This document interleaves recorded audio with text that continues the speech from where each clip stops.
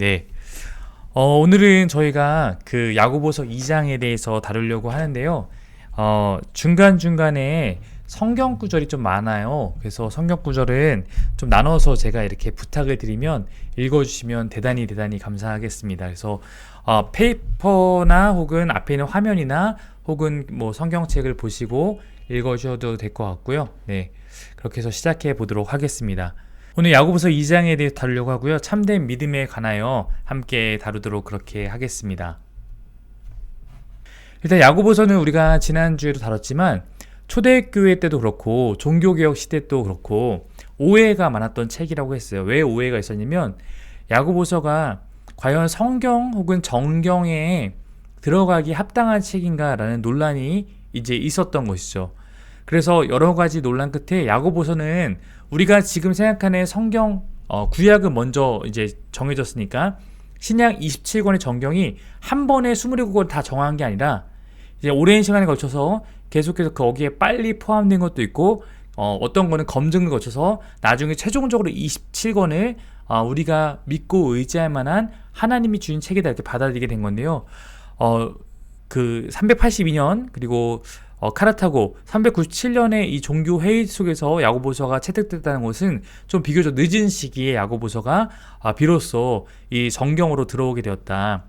근데 이게 정경으로 들어오는 것도 이렇게 힘들었는데 우리가 지난주에 개관하면 다뤘지만 루터가 종교개혁을 했던 시기에 이 개신교의 신학 전통은 오직 믿음으로라는 것을 강조할 수밖에 없는 상황적인 어떤 부분이 있었고 바울의 신학이 그 중심에 서게 됐습니다. 이것은 가톨릭이 갖고 있던 어떤 행위가 중시되는 그러한 신학과 좀 더 차별성을 갖고 개신교가 시작되다 보니까 그렇게 되었던 것입니다. 그래서 이신칭이 믿음으로 얻는 구원 이것을 강조했던 그 특별히 루터는 야고보서를 지푸라기 서신이라고 이렇게 폄하한 거죠. 왜냐하면 야고보서 2장이 행함을 강조하기, 특히 오늘 보는 게 2장이잖아요. 여기 보면 행함을 강조하는 이것이 바울의 신학과 언뜻 보기에는 달라 보이고 부딪힘이 있었기 때문에 그러한 것입니다. 과연 야고보서는 루터의 평가처럼 그렇게 가치가 없는 것인가? 라고 하면 그렇지 않다라고 했습니다. 야고보의 가르침은 바울의 가르침만큼이나 혹은 더욱 오늘날 우리 그리스도인에게 중요한 진리를 말하고 있는 책입니다. 특별히 야고보서의 가르침 대부분이 제가 예수님의 산상수훈, 예수님의 가르침과 일치한다라고 했어요. 그러니까 신학자들 가운데 특히 자유주의 신학자들은 예수님의 가르침과 바울의 가르침도 부딪힌다, 다르다 이렇게 보는 사람들도 있었거든요. 성경을 다 쪼개서 보니까 이 책이랑 다르면 소스가 다르다 이런 식으로 해석하는 이제 그 시기에 특별히 이렇게 했습니다. 그래서 지금은 거의 그런 얘기를 하지 않죠. 그것은 성경을 전체적으로 함께 그 안에 담기는 메시지를 보지 못한 결과이고 당연히 지금은 야고보서 또한 우리가 너무 중요한 가르침으로 이렇게 이해되고 있습니다. 한동대학교 이재영 교수님이 정리한 야고보서 구조를 제가 여러분과 좀 나누고 싶은데요. 이거는 이번 그 매일 성경 묵상과 설교에 나와 있는 내용을 담았습니다. 일단 야고보서 1장 1절은 편지 시작할 때 인사말이라면 첫 번째 1장 2절부터 18절까지는 부와 가난과 관련한 세상 영향력에 대해 다루고 있고요. 그 안에는 시험 당하는 독자를 향한 권면, 부와 가난에 대해 시험 당하는 독자를 향한 권면 이런 식으로 또 나와 있습니다. 자, 그리고 교회 내적 상황에 대한 권면이 이제 또 주어지는데요. 뭐 구체적으로는 화를 잘 내는 사람이 되지 말자, 말씀에 순종한 자가 되라, 참된 경건이 무엇인지 이런 걸 다루고 있습니다. 그리고 교회 내적 상황에 대한 권면, 말씀 순종과 의로움에 대해 또 다루고 있는데요. 말씀 순종이나 의로움, 형제 차별에 대해서 오늘 이 부분이 다룰 거고요. 믿음과 말씀 순종과의 관계성을 다룰 것입니다. 그리고 지도자에 대한 부분들 또 3장에 나와 있고요. 혀 사용, 참된 지혜, 그리고 교회 안 다툼에 대해서 세상 욕심으로 서로 다투지 말라, 사랑하지 말라, 형제를 비방하지 말라 이런 내용들. 그리고 4장 13절부터는 부와 가난과 관련한 세상 영향력에 대해서 다루고 있습니다. 이 부에 대한 것들을 많이 야고보서 다루고 있고 실질적으로 다루고 있는 모습을 우리가 볼 수 있고요. 마지막 권면과 마무리가 이제 나와 있는 이런 구조로 되어 있습니다. 아마 구조는 뭐 한 번에 확 들어오진 않겠지만 이런 흐름 가운데 진행다 정도로 이해하시면 될 것 같고요. 우리가 오늘 보는 것은 2장에 대한 내용입니다. 2장은 되게 간단해요. 그래서 2장은 두 부분을 나눠서 저희가 한 부분씩 잠깐 설명한 다음에 말씀을 보고 해석하고 이렇게 하겠습니다. 2장을 두 단락으로 나누는 것은 학자들이 대부분 다 동의하고 있습니다. 첫 번째 단락이 1절부터 13절까지고 두 번째 단락이 14절부터 26절까지니까 딱 절반씩 나누는 거죠. 26절 가운데 13절씩을 다루고 있습니다. 네. 표제를 정한다면 1절부터 13절은 이웃에 대한 긍휼, 14절, 26절은 행하는 믿음의 지혜인데요. 우리가 야고보서 2장 1절부터 13절을 지금 한번 단락별로 제가 보시면 이렇게 단락을 나눠놨어요. 단락을 나눠놨는데 제가 혼자 다 읽기는 어려우니까 제가 한 분 이렇게 돌아가면서 함께 읽을 수 있도록 그렇게 하겠습니다. 순서는 제가 말씀을 드리도록 그렇게 하겠습니다. 일단은 2장 1절부터 4절에 있는 내용을 먼저 우리 정은 지사님께서 개역 개정으로 한번 검은 글씨입니다. 한번 읽어주면 좋겠습니다. 내 형제들아, 영광의 주 곧 우리 주 예수 그리스도에 대한 믿음을 너희가 가졌으니 사람을 차별하여 대하지 말라. 만일 너희 회당에 금가락지를 끼고 아름다운 옷을 입은 사람이 들어오고 또 남루한 옷을 입은 가난한 사람들이 들어올 때에 너희가 아름다운 옷을 입은 자를 눈여겨보고 말하되 여기 좋은 자리에 앉으소서 하고 또 가난한 자에게 말하되 너는 거기 서 있든지 내 발등상 아래 앉으라 하면 너희끼리 서로 차별하며 악한 생각으로 판단하는 자가 되는 것이 아니냐. 네, 감사합니다. 네, 세 번째 성경은 우리 같이 있는 자리에서 다 같이 읽도록 하겠습니다. 시작. 나의 형제자매 여러분은 영광의 우리 주 예수 그리스도를 믿고 있으니 사람을 차별하여 대하지 마십시오. 이를테면 여러분의 회당에 화려한 옷을 입은 사람이 금반지를 끼고 들어오고 또 남루한 옷을 입은 가난한 사람도 들어온다고 합시다. 여러분이 화려한 옷차림을 한 사람에게는 특별한 호의를 보이면서 여기 좋은 자리에 앉으십시오 하고 가난한 사람에게는 당신이 거기 서 있든지 내 밟지 않든지 하고 말하면 바로 여러분은 서로 차별을 하고 나쁜 생각으로 남을 판단하는 사람이 된 것이 아니고 무엇이겠습니까? 네, 그 다음에 장순실 사님 5절부터 7절을 한번 읽어주시겠습니까? 네, 음소거를 해제하셔야 됩니다. 음소거. 네, 장지사님 음소거 한번 눌러주세요. 네, 감사합니다. 사랑하는 형제 자매 여러분, 들으십시오. 하나님께서는 세상에 가난한 사람을 택하셔서 믿음에 부요한 사람이 되게 하시고 하나님을 사랑하는 이들에게 약속하신 그 나라의 상속자가 되게 하시지 않았습니까? 그런데 여러분은 가난한 사람을 업신여겼습니다. 여러분을 압제하는 사람은 부자들이 아닙니까? 또 여러분을 법정으로 끌고 가는 사람도 부자들이 아닙니까? 여러분이 받드는 그 존귀한 이름을 모독하는 사람도 부자들이 아닙니까? 네, 장수님 세 번을 읽어주셨으니까 저희가 이번엔 개역 개정으로 다 같이 한번 자리에서 읽도록 하겠습니다. 5절부터 7절입니다. 내 사랑하는 형제들아 들을지어다. 하나님이 세상에서 가난한 자를 택하사 믿음에 부유하게 하시고 또 자기를 사랑하는 자들에게 약속하신 나라를 상속으로 받게 하지 아니하셨느냐. 너희는 도리어 가난한 자를 업신여겼도다. 부자는 너희를 억압하며 법정으로 끌고 가지 아니하느냐. 그들은 너희에게 대하여 일컫는 바 그 아름다운 이름을 비방하지 아니하느냐. 네. 그 다음 8절부터 11절까지는 우리 이비치 이사님께서 한번 읽어주겠습니다. 개역 개정 부분을 읽어주십시오. 너희가 만일 성경에 기록된 대로 내 이웃 사랑하기를 내 몸과 같이 하라 하신 최고의 법을 지키면 잘하는 것이거니와 만일 너희가 사람을 차별하여 대하면 죄를 짓는 것이니 율법이 너희를 범법자로 정죄하리라. 누구든지 온 율법을 지키다가 그 하나를 범하면 모두 범한 자가 되나니 간음하지 말라 하시니가 또한 살인하지 말라 하셨은즉 내가 비록 간음하지 아니하여도 살인하면 율법을 범한 자가 되느니라. 네, 우리 세 번째 부분 같이 한번 읽겠습니다. 여러분이 성경에 따라 내 이웃을 내 몸같이 사랑하라는 으뜸 가는 법을 지키면 잘하는 일입니다. 그러나 여러분이 사람을 차별해서 대하면 죄를 짓는 것이요 여러분은 율법에 따라 범법자로 판정을 받게 됩니다. 누구든지 율법 전체를 지키다가도 한 조목에서 실수하면 전체를 범한 셈이 되기 때문입니다. 간음하지 말라 하신 분이 또한 살인하지 말라고 말씀하셨습니다. 어떤 사람이 간음은 하지 않는다고 하더라도 살인을 하면 결국 그 사람은 율법을 범하는 것입니다. 네, 우리 성훈 형제님 우리 12절 13절 부분 개역 개정으로 한번 읽어주십시오.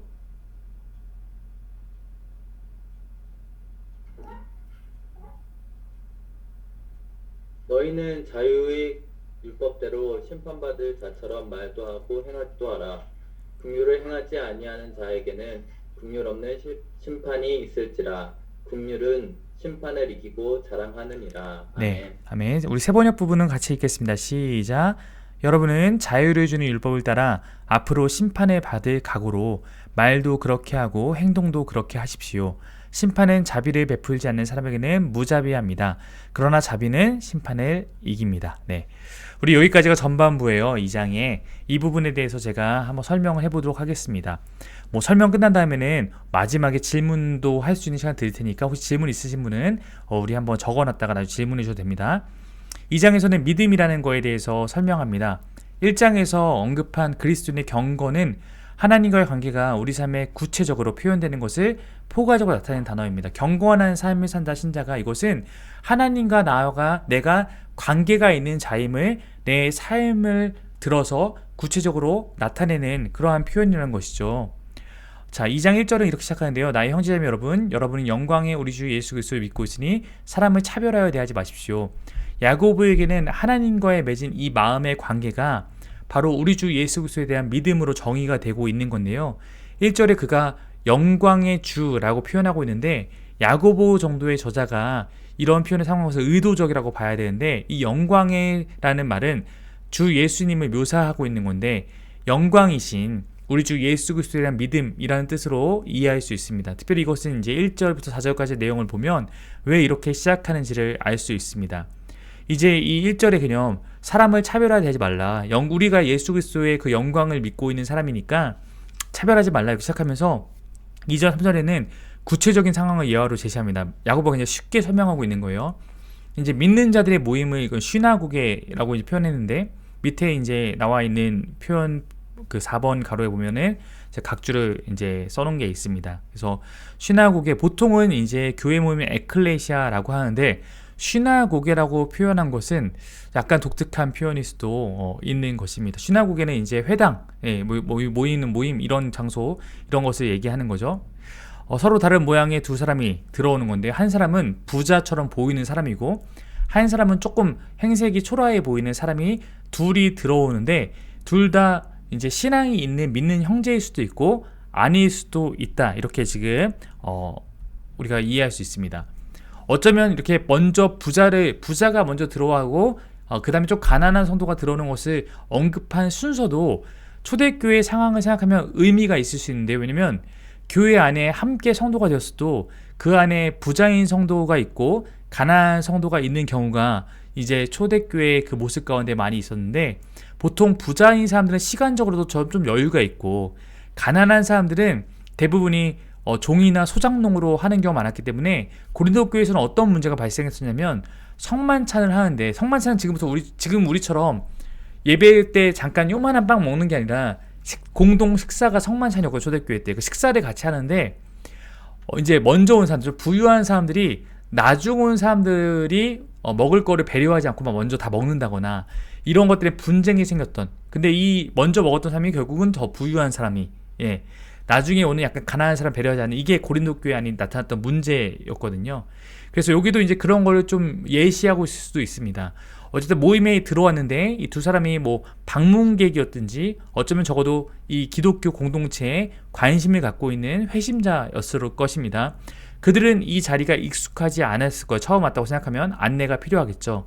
그러나 이 부자와 가난한 자에서 누군가가 이 안에 있는 기독교 공동체에 익숙해 있는 우리 기성 교인들이 그들을 대할 때 각각 다르게 대하면, 이 사람은 좀 더 부유해 보인다고 막 더 적극적으로 이렇게 하고, 조금 행색이 초라한 사람들은 약간 이렇게 멸시하는 태도로 대하면 이제 그것을 문제 삼고 있는 것입니다.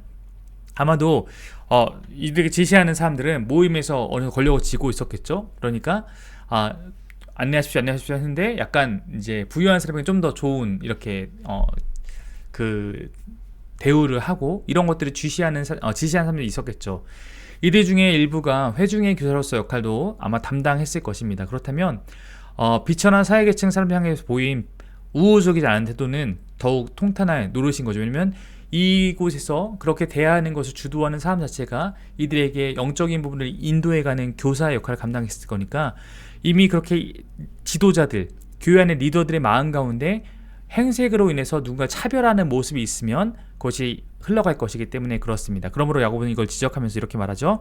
바로 여러분은 서로 차별을 하고 나쁜 생각으로 남을 판단한 사람이 된 것이 아니고 무엇이겠습니까? 이것은 이제 2절 3절부터 나왔던 그 예시에 대한 귀결입니다. 이것은 긍정의 대답을 기대하는 질문 형식으로 표현됩니다. 만일 너희가 그러한 차별을 드러내는 방식으로 행동을 하면 분명 너희는 차별의 죄악을 범하고 있는 것이다 라는 것을 이제 이끌어내기 위한 질문인 것입니다. 그리고 야고보서는 이미 1장 6절에서 굳은 믿음이 결여된 사람의 내적 갈등을 반영하는 의심하는 자라는 표현을 쓴 적이 있습니다. 그 사람은 자신의 충성심이 하나님과 세상에 대한 것으로 이렇게 하나님에 대한 것만이 아니라 두 가지 충성을 하고 있는 것이 의심하는 자의 모습인데요. 믿음이란 것이 내가 하나님만을 따르는 하나님이 주시는 생각만 요동치 않고 신뢰하는 것을 의미한다면 의심이란 믿음을 고백한 신자가 자신의 안전과 자신의 유익을 위해서 부와 권력을 신뢰하는 것을 이제 의미하는 것입니다. 이 야고보서 내에서.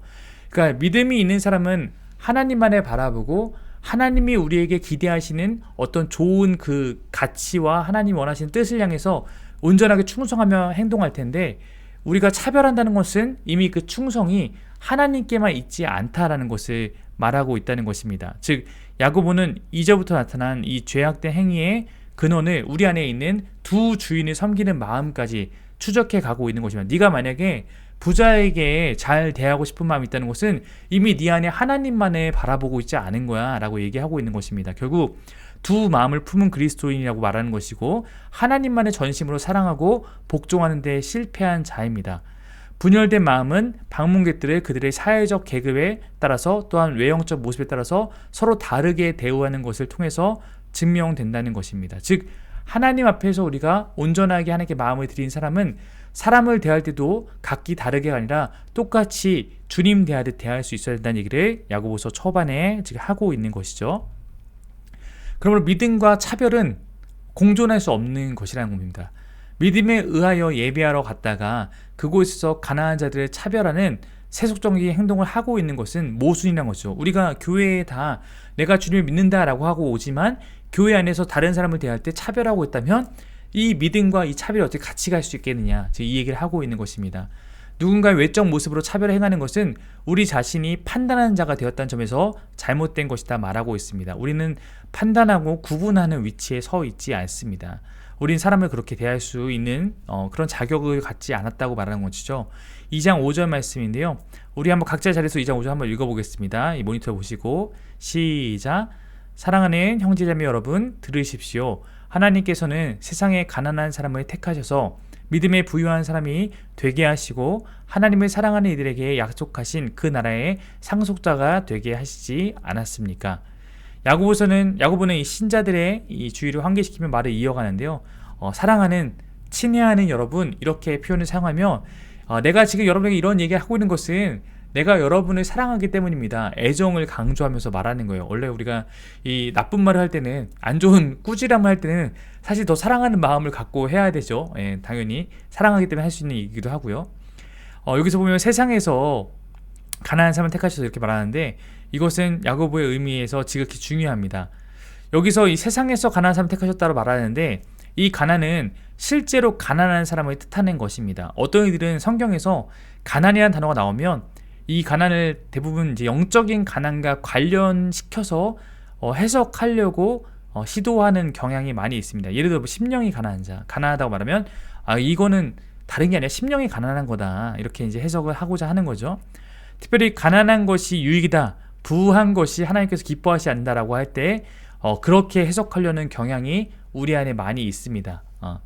하지만 야고보는 영적으로 가난한 자들이 아주 많은 경우 물질적으로도 가난하다는 사실을 말하고 있으며 이런 사실에 우리가 동의하기를 기대하고 있습니다.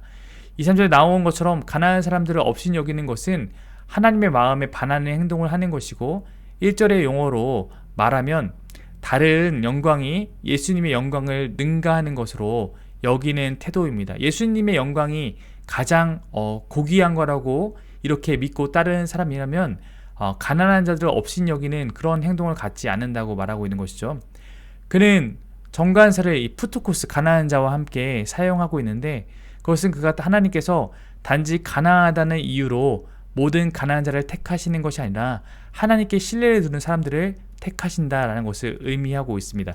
지금 이 부분이 무슨 얘기하는 거냐면 성경에서 푸토쿠스 가난한 자에 대해서 얘기할 때 가난한 자가 하나님의 기쁨이 된다. 우리가 봤던 것처럼 가난한 자가 하나님 나라에 들어갈 수 있는 백성들이다 라고 말할 때 이 가난한 자는 그렇다고 해서 그냥 단순히 가난만 해서 하나님 나라 얻는다는 것이 아니라 이 가난함이 있기 때문에 이 가난함을 하나님을 의지하는 수단으로 사용해서 그만큼 어떤 나의 영적 가난, 어떤 나의 그 물질적 가난, 어떤 나의 어떤 여러 가지 그 안 좋은 상황들, 이 갈급함 이런 것들을 하나님을 붙잡는 방법으로 이렇게 사용하는 경우가 많기 때문에 하나님께 신뢰를 두고 우리 푸토코스를 옛날에 배울 때 제가 이렇게 했어요.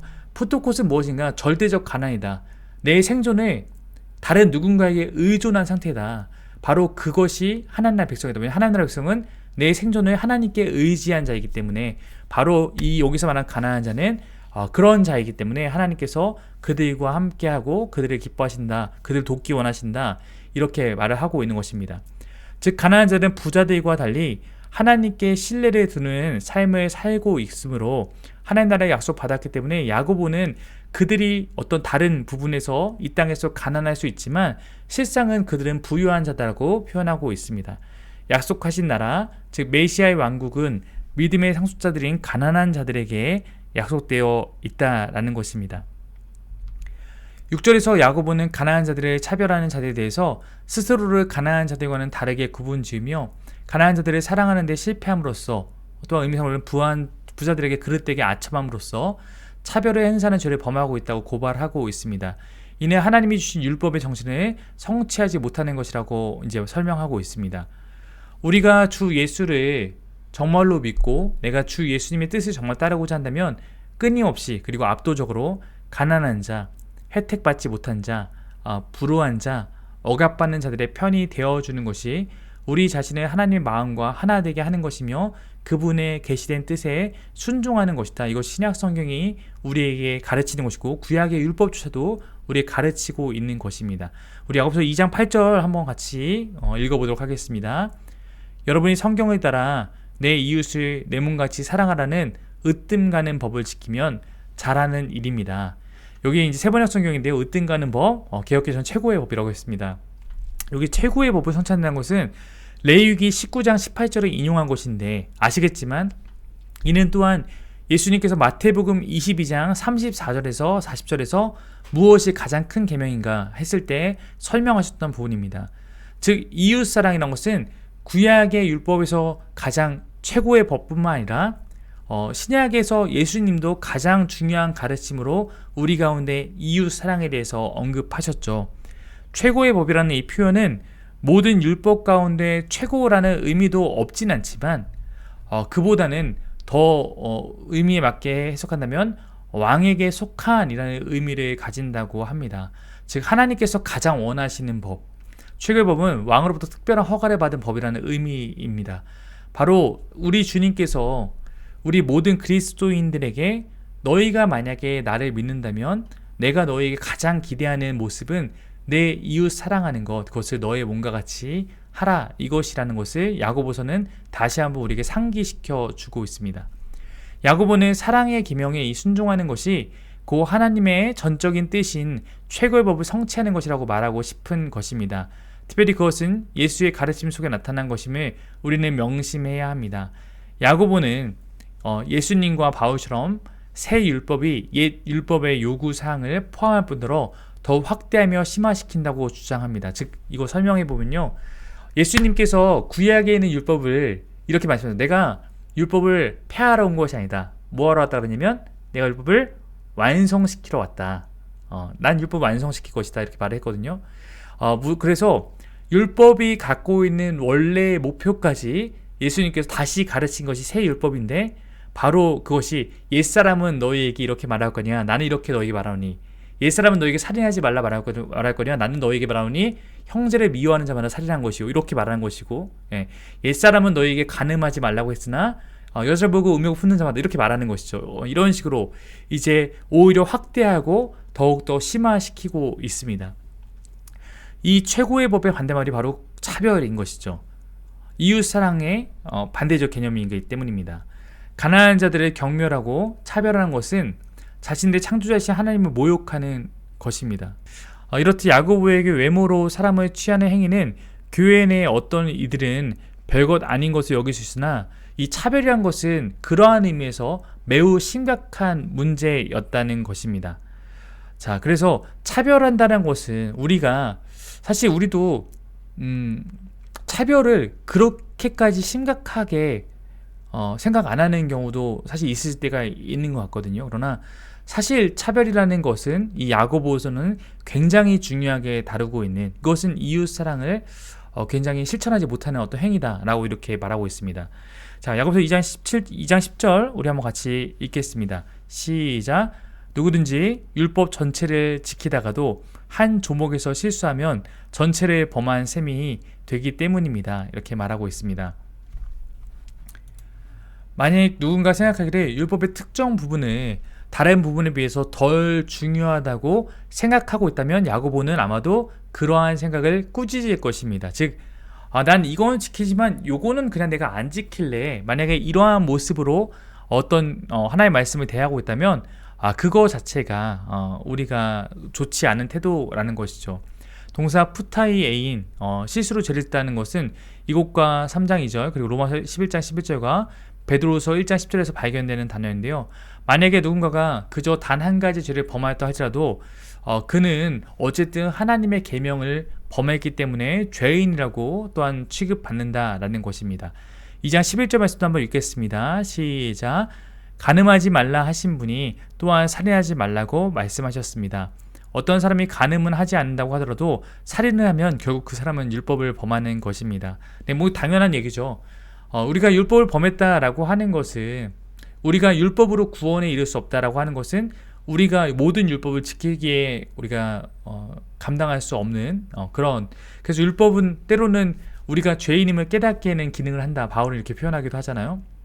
율법은 우리가 온전하게 다 지키면 율법 안에서 우리가 흠이 없겠지만 우리는 율법의 어떤 부분에도 지키지 못하게 되면 그로 말미암아 우리는 율법에 대해서 죄를 범한 것이 되는 것입니다. 온전한 율법 준수가 되려면 율법의 모든 규명을 준수해야 한다고 말하고 있습니다.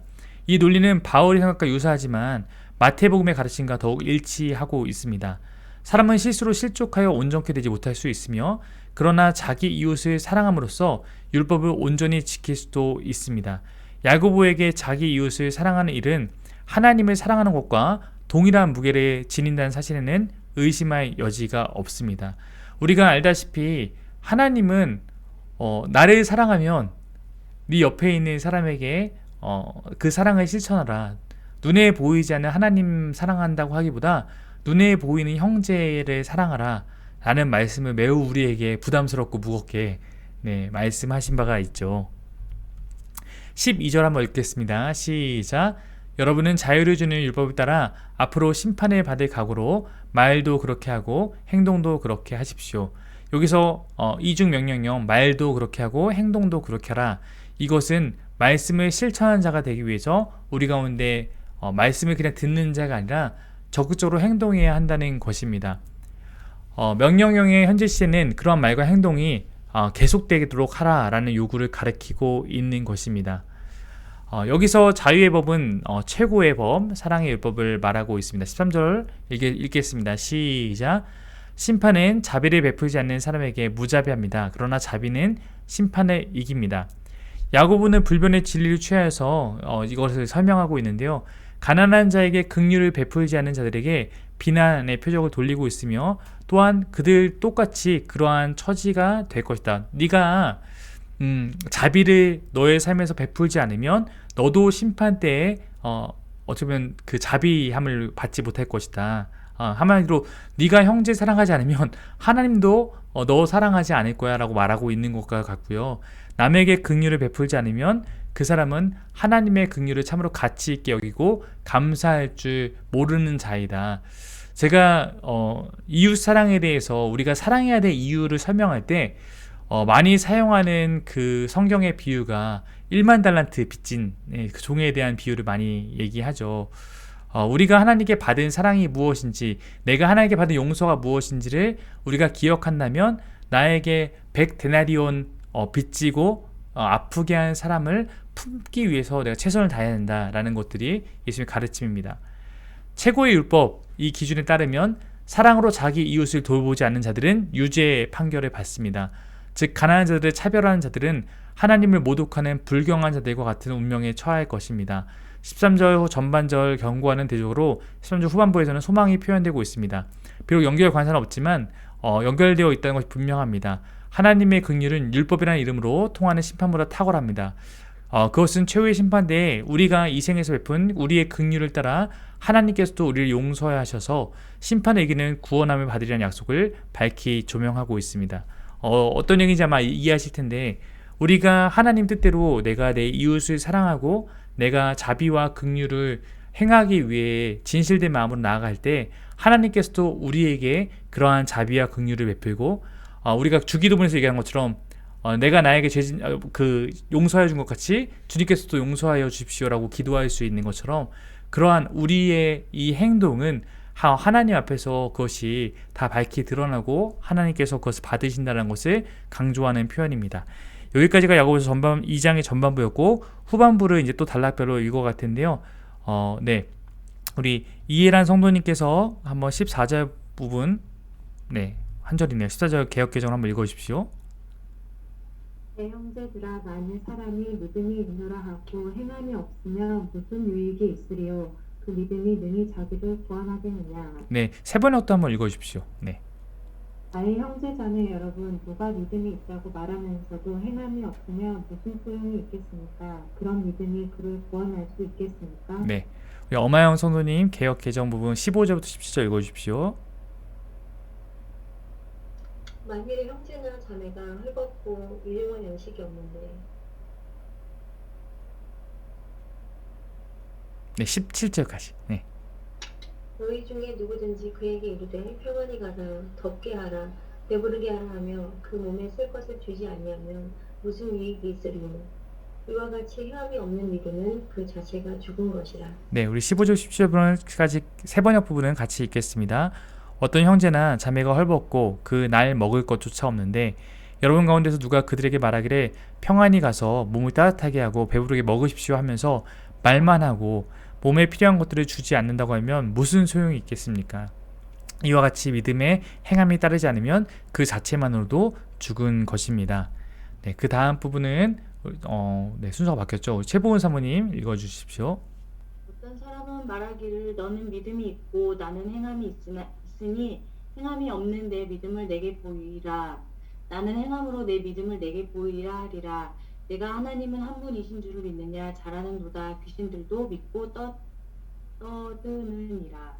네, 우리 세 번째 부분을 같이 읽겠습니다. 어떤 사람은 이렇게 말할 것입니다. 너에게는 믿음이 있고 나에게는 행함이 있다. 행함이 없는 너의 믿음을 나에게 보여라. 그리하면 나는 행함으로 나의 믿음을 너에게 보이겠다. 그대는 하나님께서 한 분이심을 믿고 있습니다. 잘하는 일입니다. 그런데 귀신들도 그렇게 믿고 떱니다. 우리 20절부터 23절까지 우리 현우가 읽어주겠습니다.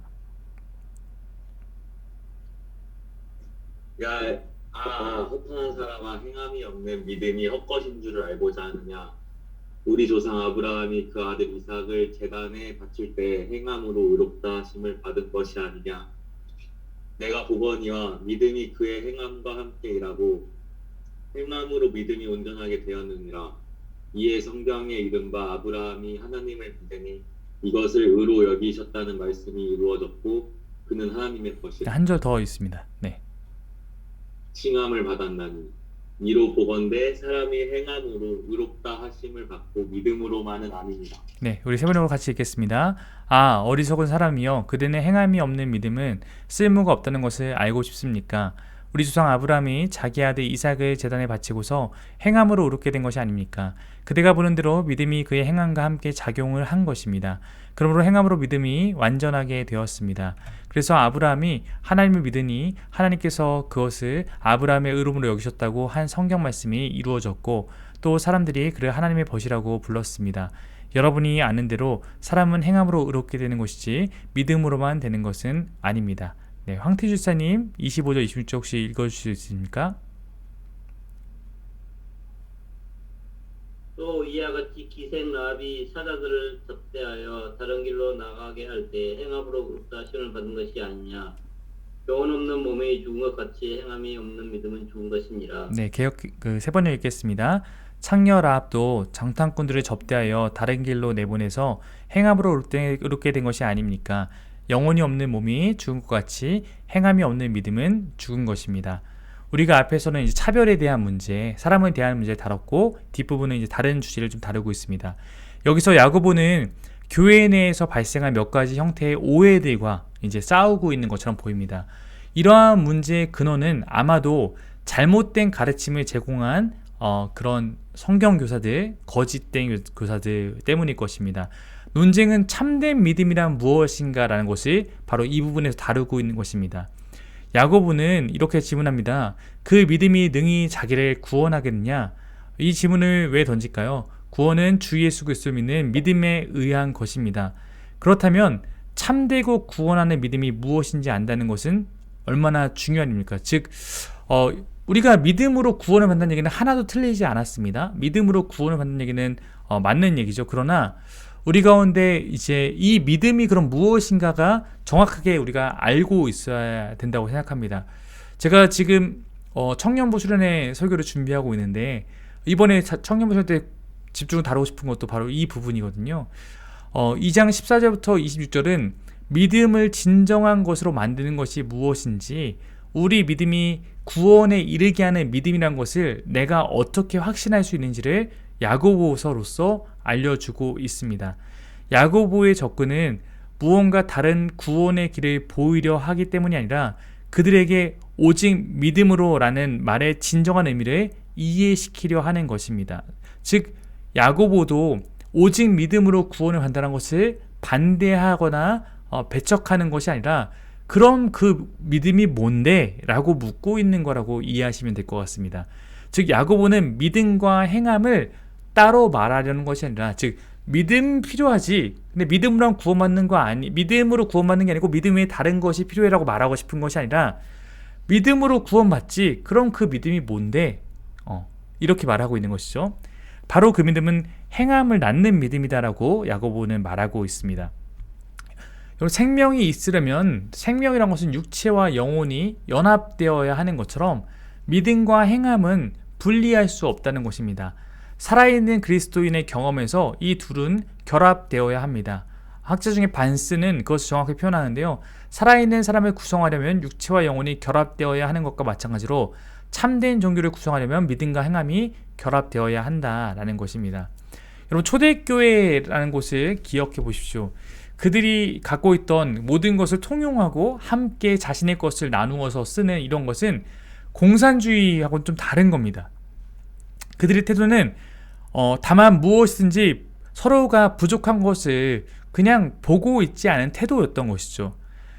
무슨 얘기냐면, 공산주의는 어떠한 힘에 의해서 다 분배가 일어날 수밖에 없는 자발성이 아니라 어떤 통치 체제에 의해서 분배하는 것이라면, 초대교회는 공산주의는 아니었잖아요. 그들은 사유재산을 부정하거나 비판하지, 사유재산 가질 수 있는 권리 있어요. 그러나 내가 옆 사람의 부족함을 봤을 때 그것을 기꺼이 내 것을 내놔서 채워줄 수 있는 것이 초대교회의 이제 모습이었습니다. 사유재산을 처분하여서라도 형제 자매의 어떤 필요를 채울 수 있다면 망설이지 않고 내놓는 일들이 초대교회 안에 굉장히 많이 있었습니다. 이것이 바로 야고보가 참되고 살아있는 믿음이라고 부르는 어떠한 그러한 모습이라고 볼 수 있는 것입니다. 우리 2장 17절 말씀 한번 읽겠습니다.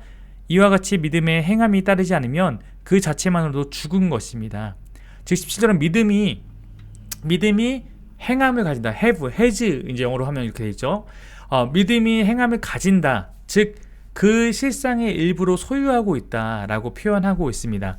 우리가 야고보서에 나온 몇몇 문구들을 전후 문맥과 상관없이 문자적으로 그대로 이해해버리면 믿음으로만 구원받는 거 아니야, 이거를 문자적으로 그냥 떼서 이해하면 마치 야고보가 바울은 믿음으로만 구원받는다고 썼으니까 둘이 불화가 있는 것처럼 보이는 것이 사실입니다. 하지만 야고보가 이 믿음에 어떤 위치를 부여하고 있는지 생각해 본다면 사실 그와 바울의 의견은 다른 얘기가 아니다라는 것을 지난주에도 말씀드렸습니다. 한번 18절 19절을 읽고 또 설명해 보겠습니다. 18절 19절 우리 세 번역으로 한번 읽겠습니다.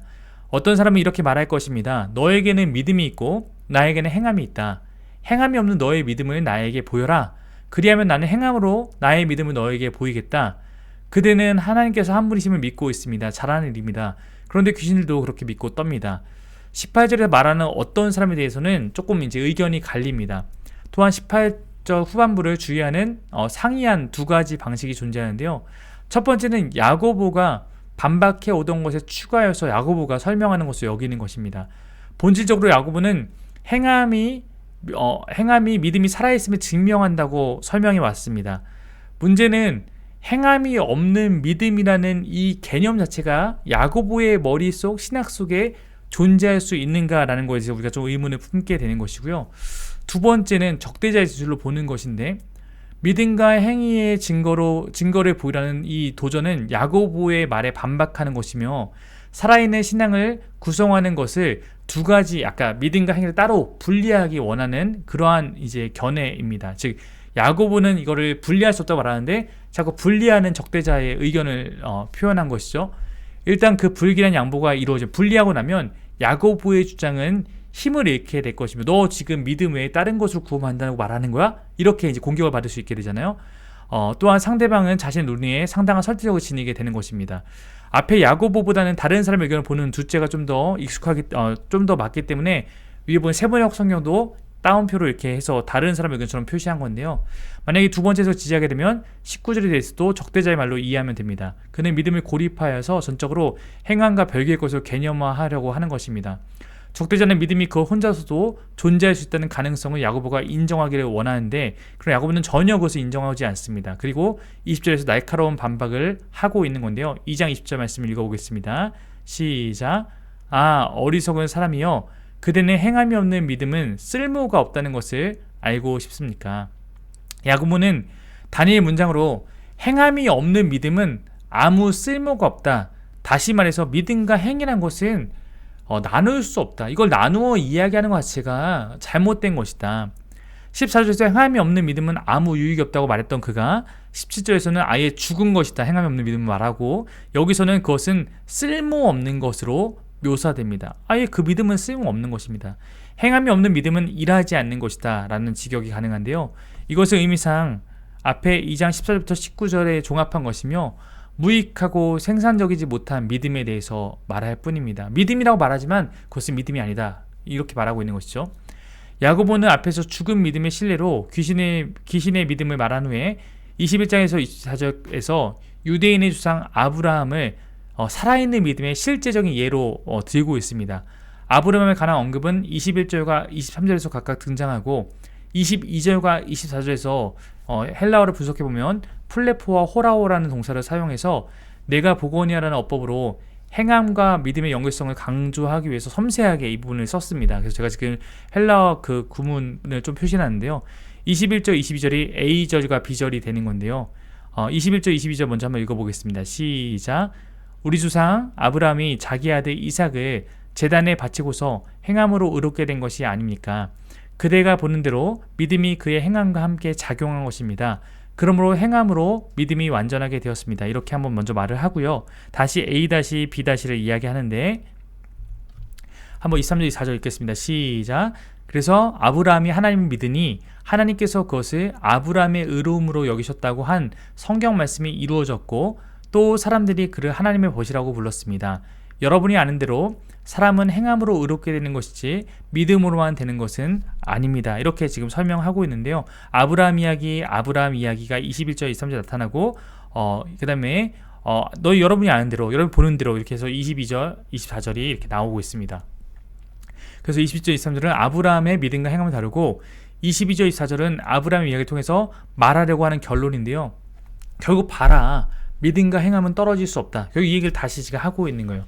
특히 믿음, 행함, 믿음이 비다시에서 교차 대조를 이룸으로써 행함을 강조하는 문학적 기법을 지금 사용하고 있습니다. 자, 주목할 것이 있다면 지금 아브라함을 통해서 이 야고보가 자기의 신학을 이 행함의 믿음이 행함으로 완성된 것을 제시하는 것은 매우 이례적입니다.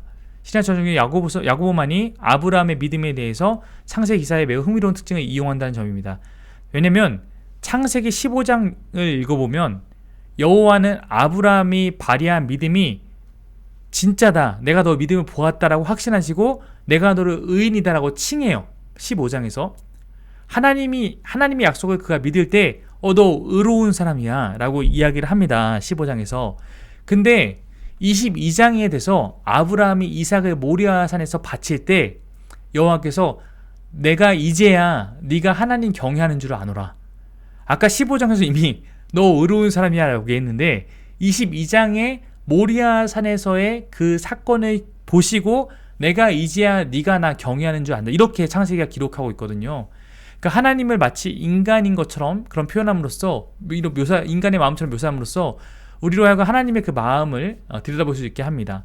만약 하나님이 사람이라면 아브라함의 고백을 가리키면서 여기까지가 좋다, 됐다라고 말씀하실 것입니다. 재밌게도 근데 그 의롭다라고 한 이후에 16장에서 아브라함의 믿음 없는 모습이 나타나요. 이스마엘 사건이 나오고 그 믿음에 따른 그의 행위는 22장, 믿음이 진짜 살아있는 믿음으로서의 그의 삶의 행위는 22장에서 나타난 것입니다.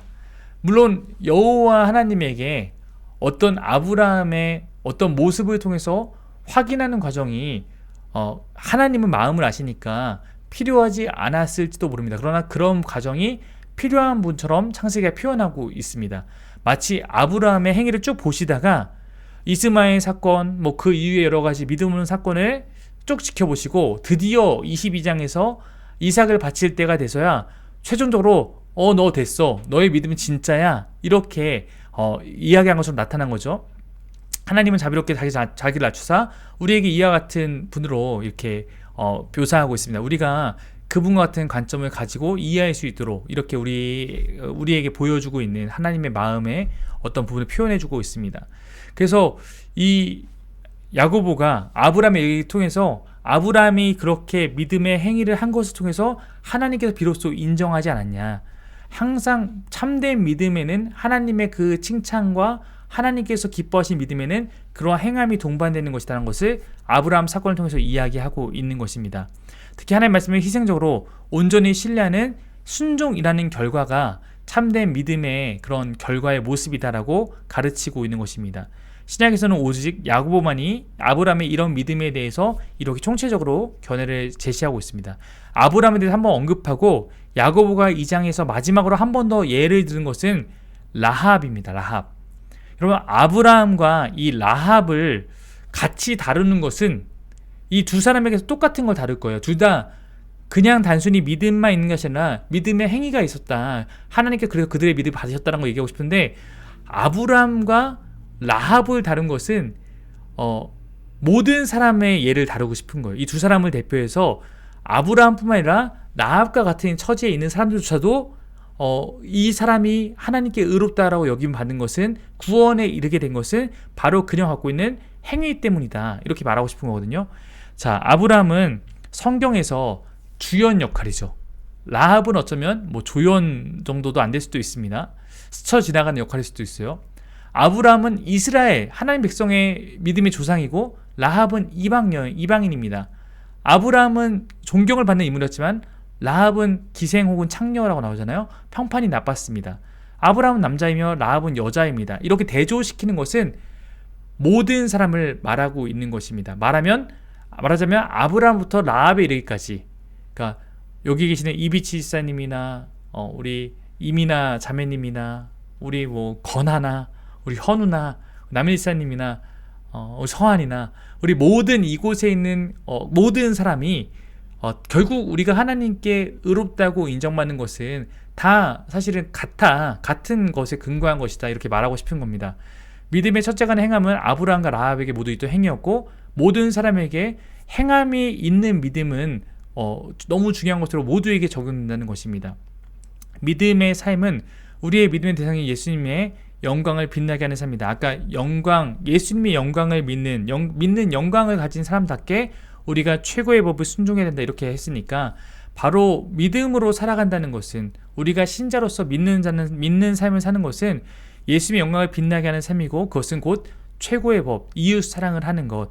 그것은 차별 없이 사람을 대하고 그리고 우리가 진실된 마음으로 행함을 통해서 누군가가 배고프다고 할 때 야 너 배고프겠다 말만 하는 게 아니라 진짜 배고픔을 채워줄 수 있어야 되는 것이고 아까 우리가 추위에 벌벌 때 야 너 춥겠다 어서 들어가 라고 하고 아무 도움 없이 가는 게 아니라 진짜로 내가 그 사람에게 뭔가를 행하는 것이 바로 이러한 삶이다라고 이야기하고 싶은 것이죠. 우리 메시지 중에 야고보서 2장 1절 보면 이렇게 나와 있습니다. 사랑하는 친구 여러분, 그리스도께로부터 시작된 우리의 영광스러운 믿음 생활에 세상 사람들의 생각이 영향을 미치지 못하게 하십시오 라고 이렇게 말하고 있습니다. 즉 그리스도로부터 시작된 우리의 이 믿음 생활에 세상의 어떤 다른 관점이 우리가 영향을 받아서 거기에 끌려가는 것이 아니라 정말 그리스도인이라는 삶으로 살아가는 것이 바로 2장에서 강조하는 그런 삶을 사는 것이다. 이렇게 정리하고 있는 것입니다.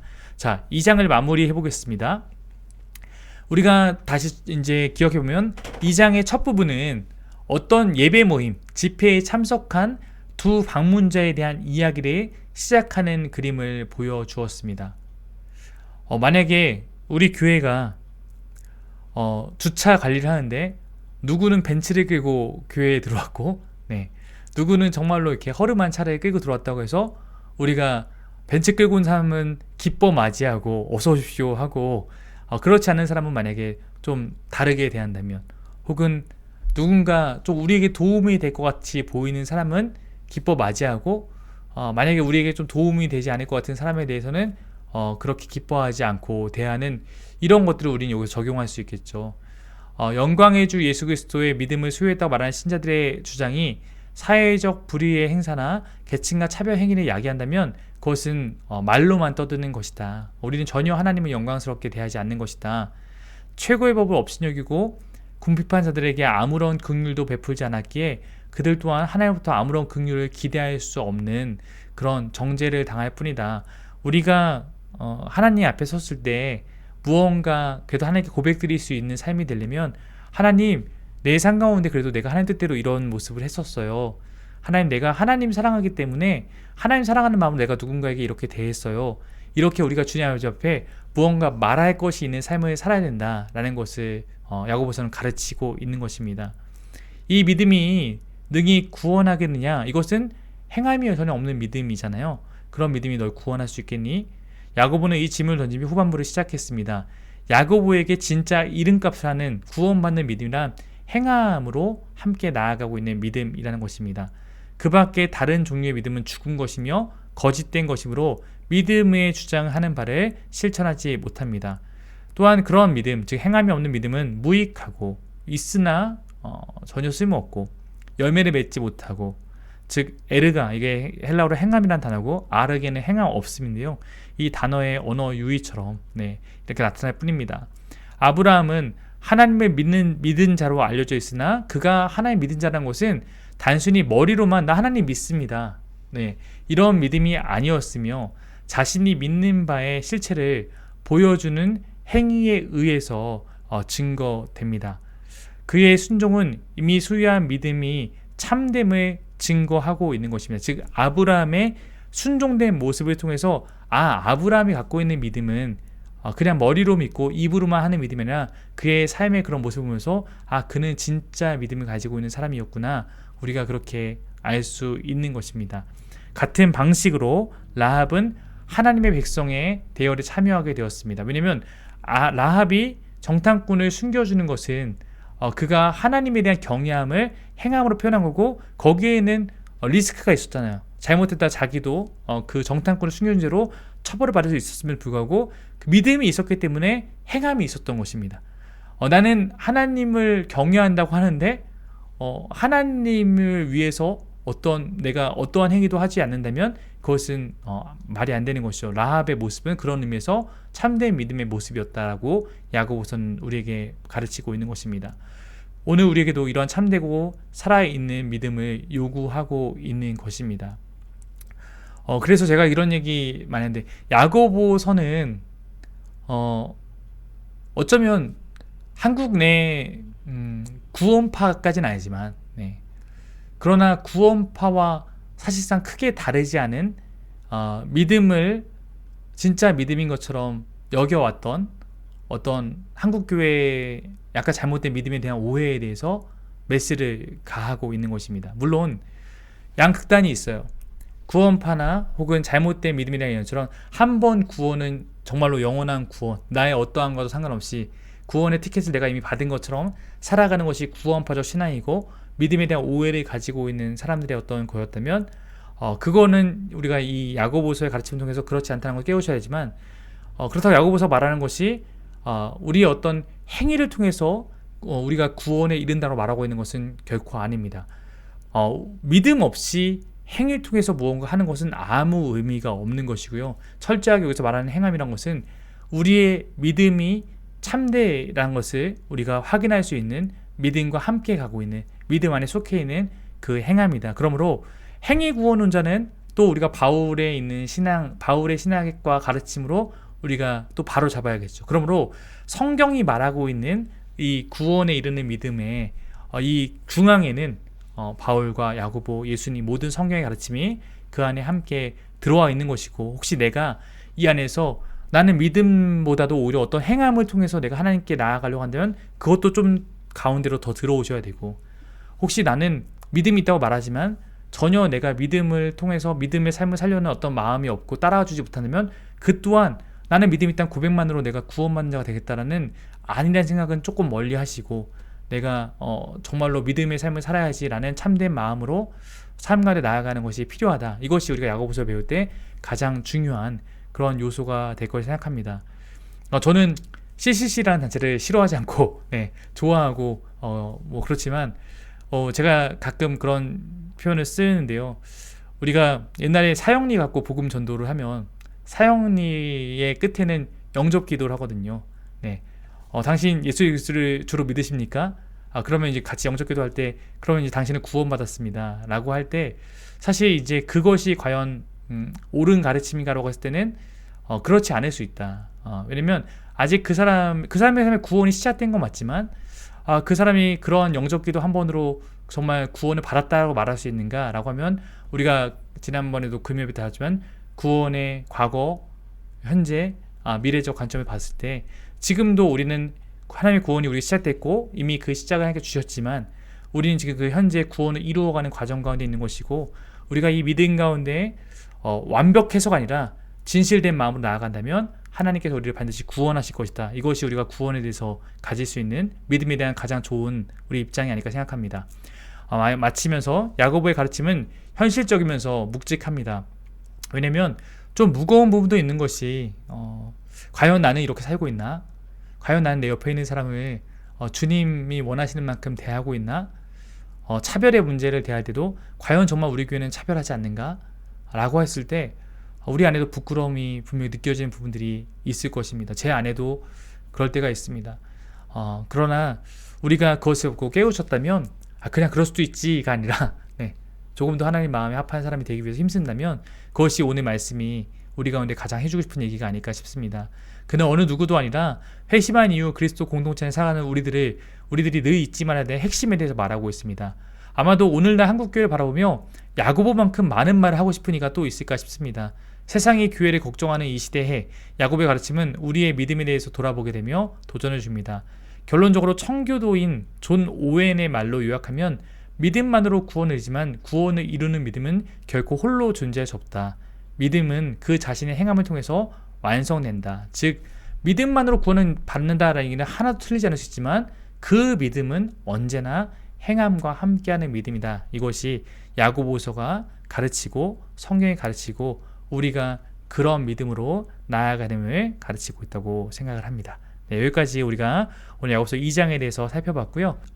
사실 뭐 저희 교회는 늘 강조했던 부분이니까 함께 다시 한번 기억하며 나아가는 것이 네, 중요하고 필요할 것 같습니다. 우리 그러면 또 반가운 얼굴들 한 번씩 같이 인사 나누겠습니다. 아마 이제 제가 한 번씩 이름 불러드리면 이게 잠깐 짧게 인사하시면 화면이 거기를 비출 거예요. 네, 그러니까 그렇게 인사 나누고 우리가 오늘 마치도록 하겠습니다. 우리 그 다음에 우리 엄마영 성도님, 네, 반갑습니다. 네, 정은지 지사님 참여해 주셨습니다. 네, 안녕하세요. 안녕하세요. 네, 최보은 사모님 인사해 주십시오.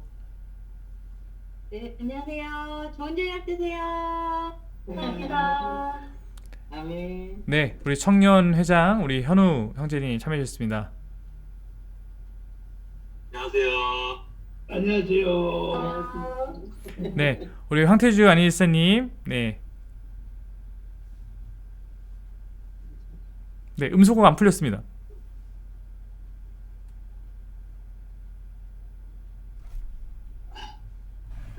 안녕하세요. 안녕하세요. 네, 허공진 지사님 반갑습니다. 안녕하세요. 안녕하세요. 안녕하세요. 네, 유재인 성희연 지사님도 참여해 주셨습니다. 안녕하세요.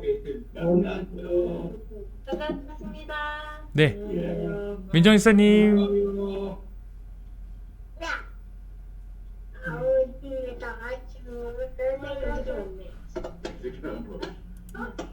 네,